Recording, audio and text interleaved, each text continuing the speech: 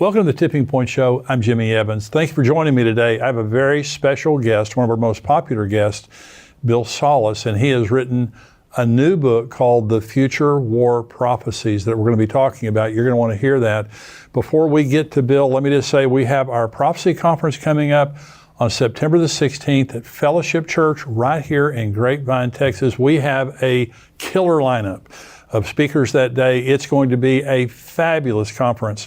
Rabbi Jonathan Cahn, I believe he's the most profound prophetic voice in the world today. He's not just going to be there and be there speaking, he's also going to be blowing the shofar and having a special service for Rosh Hashanah. September 16th is Rosh Hashanah. We're praying that Jesus comes during the conference. Wouldn't that be fantastic? And so we're going to get together. We're going to encourage each other, hear some great teaching. Dr. Tony Evans, one of the greatest teachers in the world today, is going to be there teaching on Bible prophecy. We have Pastor Ed Young, Dr. Mark Hitchcock, Billy Crone. We also have coming all the way from Russia, Rick Renner. Rick is a fantastic Bible teacher, one of the best Bible teachers in the world today. He's going to be a part of our panel. We're going to have a Q&A panel answering questions real time from the conference there. I'll be bringing a couple of special messages there. The Lord put something on my heart that I want to share at the conference. I think it's going to really bless you. But I guarantee you one thing, you're going to leave encouraged. You're going to leave with a better understanding of what's happening in the world right now.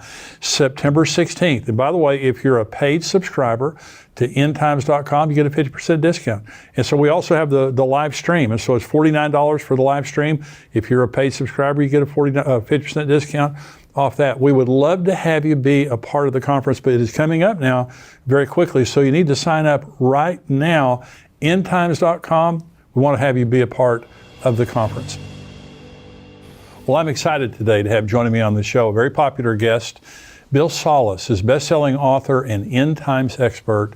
Bill is the founder of Prophecy Depot Ministries. He's here with me today to talk about his new book and DVD titled The Future War Prophecies. Bill, thanks for joining me today. Hey, Jimmy, thanks for having me on your program. It's always great to have you here. You write some fantastic books. Now, this is your new book, The Future War Prophecies. It says Arab-Israeli War, Gog-Magog War, War in Heaven, Armageddon. Now, these are things, people, and I'm always fascinated. Now, you're a scholar, and when you're not on the show, we refer to you a lot. Anytime we have any doubt about something, we always say, well, Bill says this. So related to the wars, I hear so many different opinions on when this war is, when this war, things like that. And I know a lot of people have questions about it. So how many future wars are coming? Well, I've got roughly about 14 inside of the book that I address. We've got the first war of Iran with Elam, the Jeremiah 49 prophecy. We've talked about that on your program before, right, Jimmy. Yeah. And then there's the war between Israel and Syria. The Isaiah 17 talks about the destruction of Damascus, but actually Isaiah 17 in conjunction with Jeremiah chapter 49, 23 through 27 actually speaks about a full set war with Syria.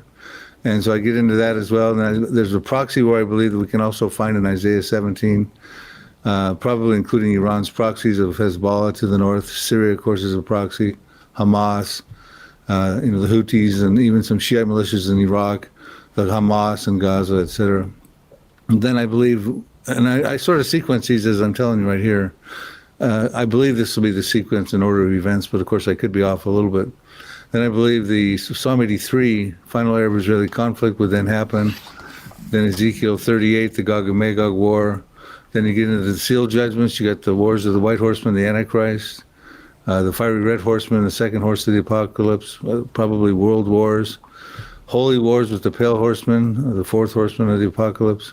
And then you get into the trumpet judgments, the fifth and sixth trumpets. The fifth trumpet, it talks about a locust invasion, which torments all the mankind for 5 months. And I believe those are demonic. That's a demonic invasion. I put forward the arguments for that in the book.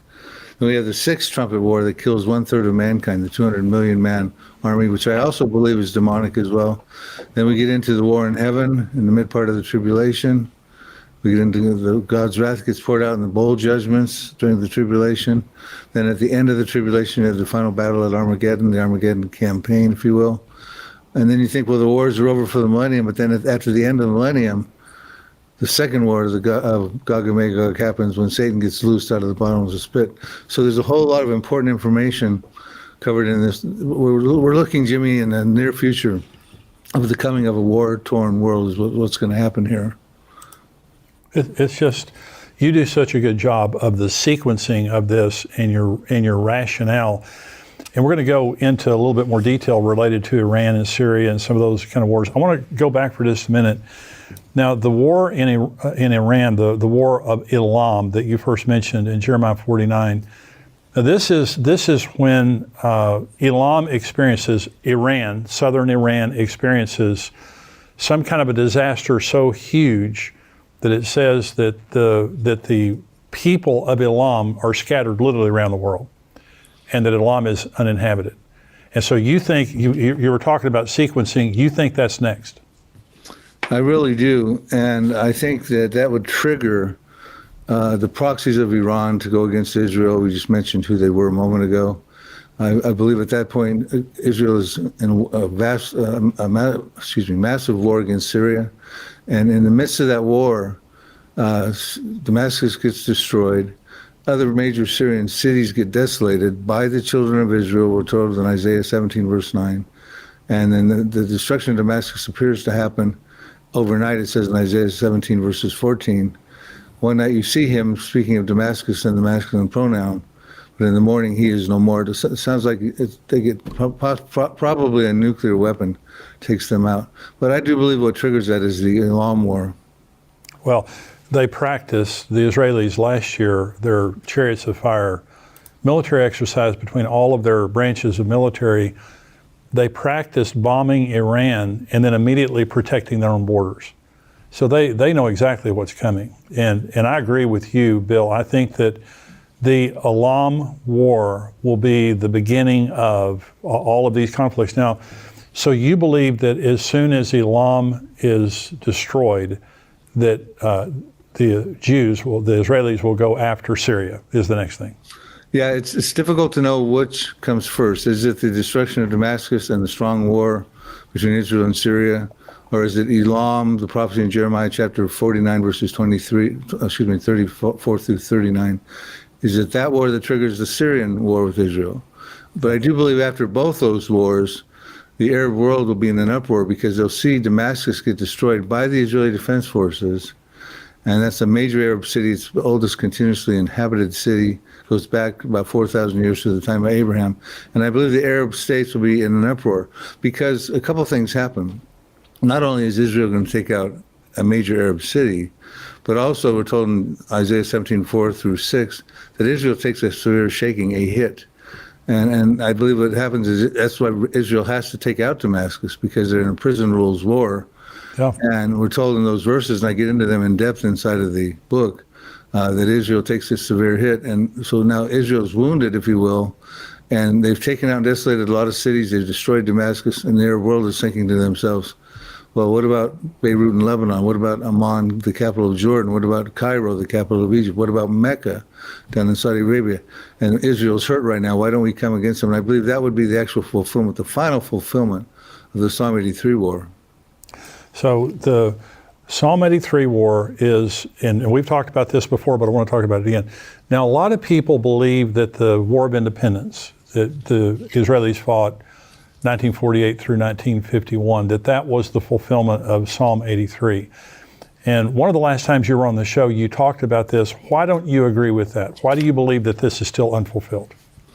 Well, I'm going to answer that question, but let me tell your viewers as well that inside of this book, more so than any of my other books, I explain why Psalm 83:1 was not historically fulfilled. I provide historical sources of that information, why it's more than just a prayer, but it's also a future war prophecy. But I also get into many historical sources about why the Elam prophecy in Jeremiah chapter 49 has not found fulfillment, or the destruction of Damascus has not found historical fulfillment. So I have a lot of information as to why I believe all of those are future wars. One of the problems with thinking that it was fulfilled in 1948, which, I mean, all those nations in Psalm 83, they form an inner circle of countries around Israel, they all did come to war in 1948 with Israel, plus a couple more got involved as well. But the thing with Psalm 83 maybe that would have been, you would have thought that might have fulfilled the first 8 verses where it talks about the motive. They want to come together as a confederacy. They want to cut the nation of Israel off. But verses 6 through 8 tell us who they are and their ancient names. And inside the book, I put their modern day equivalents on who they are today. But we go on, and the rest of the book, there's 18 chapters. The next 10 chapters talk about the Asaph is petitioning God. Asaph wrote the psalm. Destroy them so that they will be confounded and perish, like the chaff before the wheat, etc. And he uses examples of how God stepped in the book of Judges with Gideon to help him win over the Midianites, and with Deborah, the prophetess of Israel at that time, to win over the Canaanites. And when those wars happened, and I get into those accounts inside the book, the Midianites nor the Canaanites ever oppressed the Jews again, and that's not the case right now. We're looking at a situation where Psalm 83 happens. The Israeli Defense Forces will decisively defeat their enemies around them, and they will never oppress Israel again. Hey, thanks for joining me today. We're going now into the subscriber-only portion. I want you to become a subscriber for $7 a month, and you can get the entire Tipping Point show plus everything else we do here at endtimes.com. Go there, endtimes.com, become a subscriber. God bless you.